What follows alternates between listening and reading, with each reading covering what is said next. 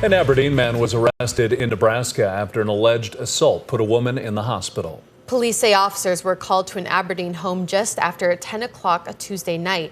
Officers arriving on scene found a 32-year-old woman with serious injuries. The man had left before officers arrived. The 32-year-old was arrested in North Platte, Nebraska for charges including burglary, kidnapping, and aggravated domestic assault. Aberdeen police tell us they will not release the suspect's name until he makes his first court appearance.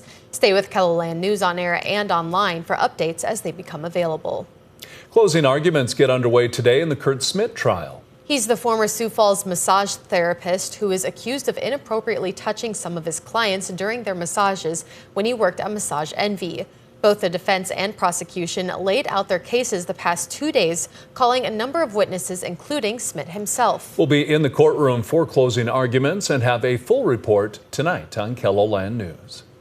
President Trump has signed a bill giving the Justice Department 30 days to release all of the files related to convicted sex offender Jeffrey Epstein. Advocates say that for sexual assault and human trafficking victims, this could be the key to opening discussions about those topics. My hope is that we find more effective ways to prosecute these cases and that victims can keep their confidentiality and be able to move on in their life and not continue to have to live their past over and over again. Rasmussen says some victims of trafficking were discouraged by the Sean Diddy Combs case, and she hopes this situation has a different outcome. Now let's get a check of our weather with meteorologist Brian Karstens. Good morning, Brian. All right, good morning. As we track our weather today, well, we're starting the day with some fog in the southeast and some clouds, but I do expect temperatures to at least recover today back into the 40s and low 50s. Here is your upfront forecast. A high today at 48 in Sioux Falls. Northwest wind about 5 to 15, the upper 40s in Pierre, Aberdeen, Rapid City. Forecast high at 51. That's a quick look at the weather, and we'll look at the rest of our forecast for the weekend and beyond coming up. Thank you, Brian. The banquet in Sioux Falls serves 16 meals every week across 2 locations, none bigger than Thanksgiving Day. Wednesday morning, the East Dakota chapter of the National Wild Turkey Federation delivered 70 turkeys to be served on Thanksgiving, while volunteers started prepping for the big meal, with more to come next Thursday. We will have volunteers come in the doors at like 6 o'clock in the morning on Thanksgiving Day to start baking the turkeys, and then we'll have another group coming in to debone them, and then we'll have another group coming in to make all the fixings, and then at 6 o'clock volunteers will come and serve the meal.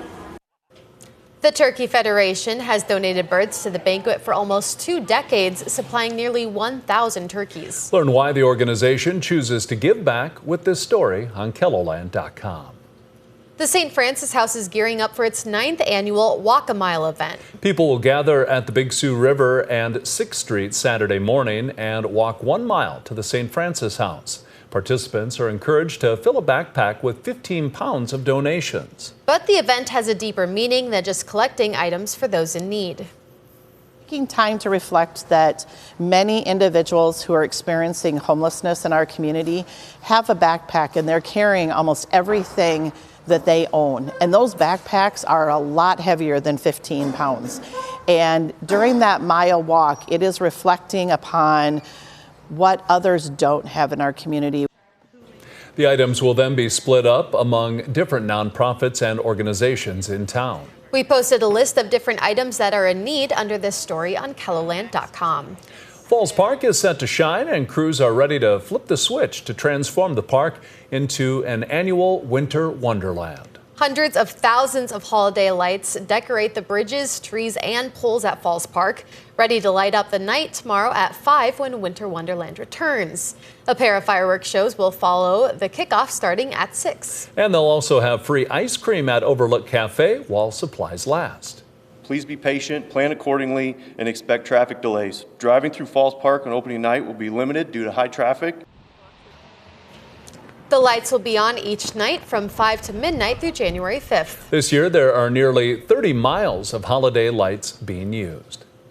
That's a look at some of our top stories. Now let's get another check of our weather with meteorologist Brian Karstens. Brian? All right, getting ready for the weekend and all the things to do, including seeing those lights. It looks like, well, at least to start today, we're going to see highs in the 40s, close to 50.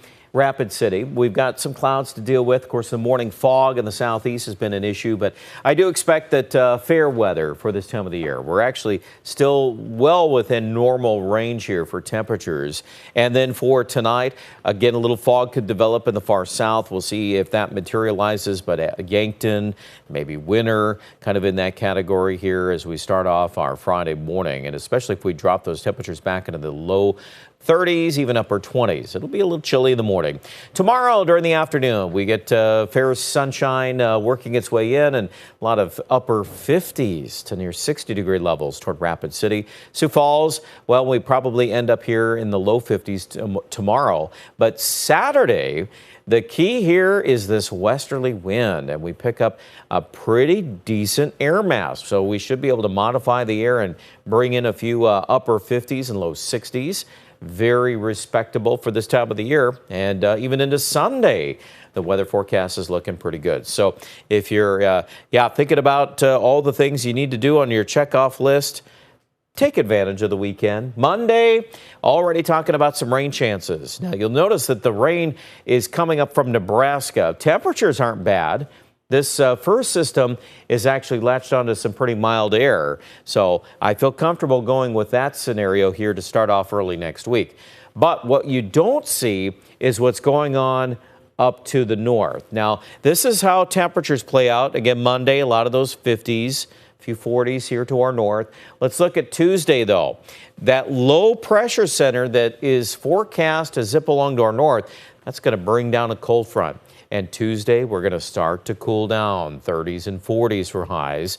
And we're going to slide a little bit more, probably getting into Wednesday. Notice as well that there could be snowfall on Tuesday in North Dakota. That's about Grand Forks and Fargo.